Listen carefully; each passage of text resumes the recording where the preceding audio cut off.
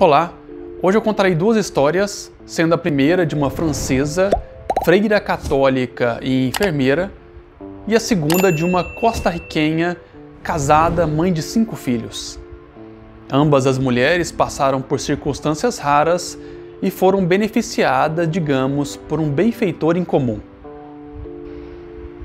A freira se chama Marie Simon Pierre e aos 21 anos ela ingressou na congregação de pequenas irmãs de maternidades católicas.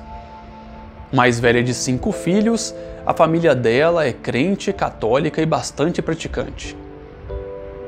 Em 2001, com 40 anos de idade, ela foi diagnosticada com Parkinson. Assim que descobriu a doença, ela contou que já sabia o que lhe aguardava, pois acompanhava pela televisão a situação do então Papa João Paulo II, que também tinha Parkinson e que já apresentava sintomas avançados. 4 anos depois, o Parkinson afetou o lado esquerdo do corpo dela, que infelizmente era canhota, e ela passou a não conseguir mais fazer tarefas simples como escrever ou dirigir. A costarriquenha se chama Floribete Mora, ela é advogada, e certo dia, com seus 50 anos de idade, ela sentiu uma forte dor de cabeça e uma paralisia do lado esquerdo do seu corpo. Ela foi levada para o hospital e lá foi diagnosticada com um aneurisma cerebral que havia parcialmente se rompido.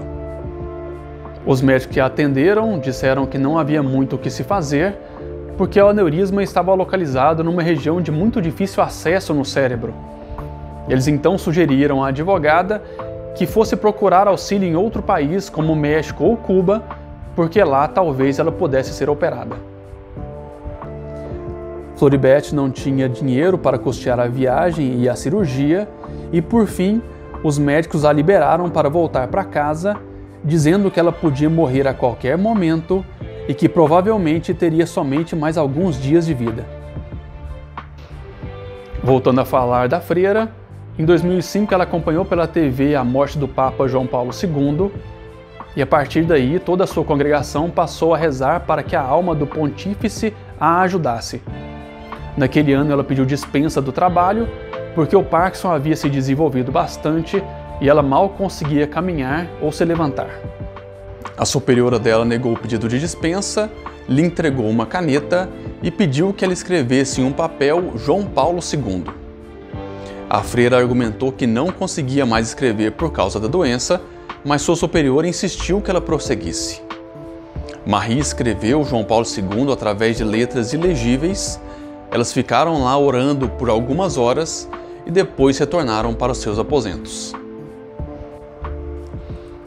Mais tarde naquele dia, Marie voltou ao lugar em que estava com a superiora e sentiu um forte impulso. Foi como se alguém me dissesse: "Toma essa caneta e escreve", disse ela. A freira pegou a caneta e o que escreveu estava perfeitamente legível, diferentemente do que havia escrito algumas horas antes. Contudo, naquele momento, ela não deu muita importância à sua caligrafia. No dia seguinte, ela se levantou facilmente da cama, sentiu uma grande sensação de paz e seu corpo já não mais doía. Ela se dirigiu à capela, sentindo o corpo mais flexível e notou que seu braço balançava ao andar, diferentemente de antes, quando ele ficava parado ao lado do tronco. Ela estava curada do Parkinson.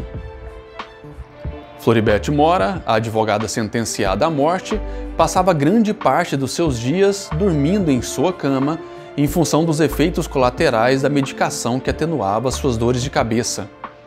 Ela não podia fazer nenhum movimento brusco, a exemplo de espirrar, porque isso poderia provocar o rompimento do aneurisma e literalmente matá-la. No dia da beatificação do Papa João Paulo II, ela, que ainda tinha o lado esquerdo do corpo paralisado, conseguiu acompanhar pela TV grande parte da cerimônia, o que foi estranho, já que ela sempre dormia depois de tomar a medicação. Floribete aproveitou a ocasião para pedir ao Beato Papa que a ajudasse e não a deixasse morrer. No dia seguinte, ela acordou e ouviu uma voz dizendo: "Se levante". Ela olhou para o canto do quarto, onde havia uma pilha de revistas e onde havia sido colocada uma revista de pé com a imagem do João Paulo II, e a voz continuou a dizer: "Se levante, não tenha medo."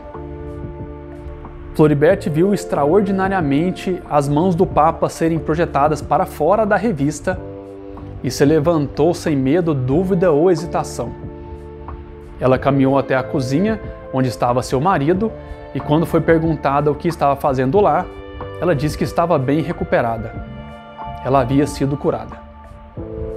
As doenças de Marie Simon Pierre e Floribert Mora representaram casos inexplicáveis sob a perspectiva científica, uma vez que nenhum dos times de médicos delas conseguiu justificar como as curas aconteceram.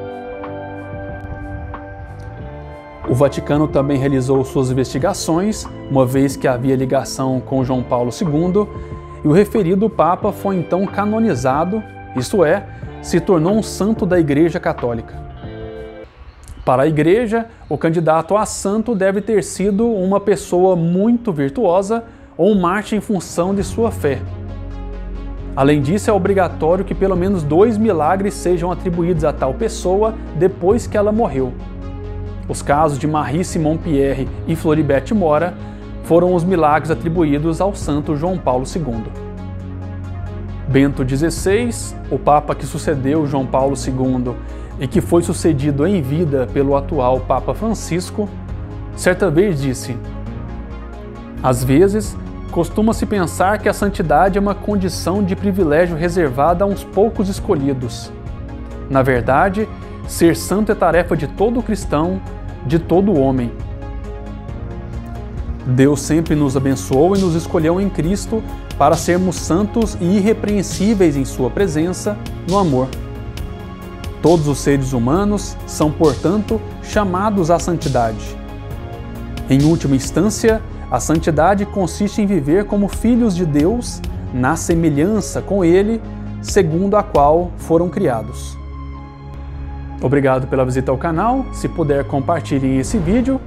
E um aviso: meu livro está à venda nos sites das editoras Ela e Modo e também na Amazon como e-book. E para finalizar, uma pergunta: se ser santo é tarefa de todo homem e o pré-requisito é que sejamos virtuosos, como está o seu processo de canonização?